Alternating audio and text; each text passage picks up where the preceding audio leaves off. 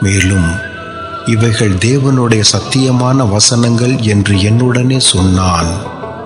அப்பொழுது அவனை வணங்கும்படி அவனுடைய பாதத்தில் விழுந்தேன்.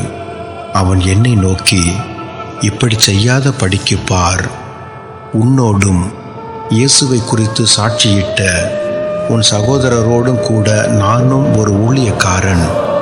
தேவனை தொழுதுகொள்.